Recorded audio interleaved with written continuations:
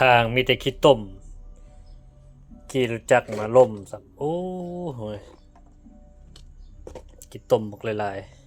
ๆปาดลมรถจักรทับขาบิแข็งเป็นลูกบ่ได้ดีแต่มีคนมาช่วยพอดียกรถบ้านนั่นแล้วก็ขาทกออกเลยนะดีแต่ขาบ่หักเลยโอ้ขี้ต้มมาเนี่ยมันมื่นดีขนาดเนี่ยพื้นมันแข็งแล้วปะเนี่ยก็เจ้าแกดินมาทมเนาะทมมันดินเปล่าวางนะแล้วมันเฮียตามเส้นทาง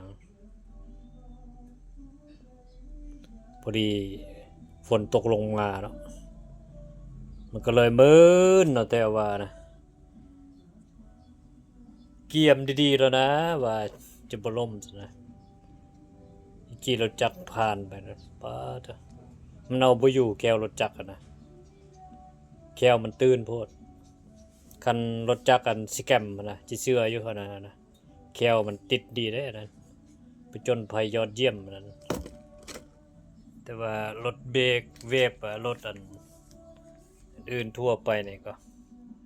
บ่มั่นใจบันไดบางรุ่นนะแก้วมันบ่ได้เลิกเนาะแก้วมันสั้นนะแก้วตีนกงมันนะล้อรถมันนะตอนเยียบทำมิดเนี่ยป้าบักหลายๆเลยขี้ต้มเป็นอันคือชั่วเดียวประมาณโลครึ่งเลยขี้ต้มมันเลยอันนี้ได้แกะออกลายเติบแล้วปลานอนเกือกขี้ต้มน้ำเครื่องมันสูตรปะคักๆซะเด้บริทายคลิปไว้เนาะตอนล่มนะปลานั้นผสมปูนเลยนะความมันนั้นเปื้อนปลานั้นนอนอยู่กลางขี้ต้ม